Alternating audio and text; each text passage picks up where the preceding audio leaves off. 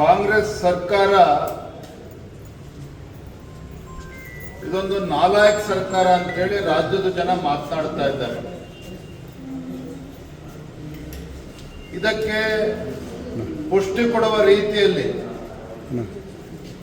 ಮತ್ತೊಂದು ನಿರ್ಧಾರ ಹೊತ್ತು ತೆಗೆದುಕೊಂಡಿರುವಂಥದ್ದು, ವಿಧಾನಸೌಧದ ಒಳಗಡೆ ಮಾಧ್ಯಮದವರಿಗೆ ನಿರ್ಬಂಧ ಹೇರಿರುವಂಥದ್ದು. ಭಾರತೀಯ ಜನತಾ ಪಾರ್ಟಿ ನಾವು ಇದನ್ನು ಬಲವಾಗಿ ಖಂಡಿಸ್ತೇವೆ. ಇಂಥ ಒಂದು ಪ್ರಜಾಪ್ರಭುತ್ವದ ವಿರೋಧಿ ನಡೆ, ಇಂಥ ತೀರ್ಮಾನಗಳನ್ನ ಯಾಕೆ ತೆಗೆದುಕೊಳ್ತಾ ಇದ್ದಾರೆ ನಮ್ಮಂತೂ ಅರ್ಥ ಆಗ್ತಾ ಇಲ್ಲ. ಕಳೆದ ಬೆಳಗಾವಿಯ ಅಧಿವೇಶನದ ಸಂದರ್ಭದಲ್ಲಿ ದ್ವೇಷ ಭಾಷಣದ ಕಾಯ್ದೆಯನ್ನು ಕೂಡ ತಂದ್ರು. ನಾವು ಗಮನಿಸ್ತಾ ಹೋದ್ರೆ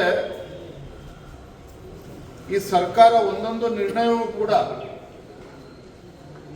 ಪ್ರಜಾಪ್ರಭುತ್ವವನ್ನು ಅಣಕಿಸುವ ರೀತಿಯಲ್ಲಿ ಈ ರೀತಿ ನಿರ್ಧಾರವನ್ನು ಕೈಗೊಳ್ತಾ ಇರತಕ್ಕಂಥದ್ದು ಖಂಡಿತ ಸರಿಯಲ್ಲ.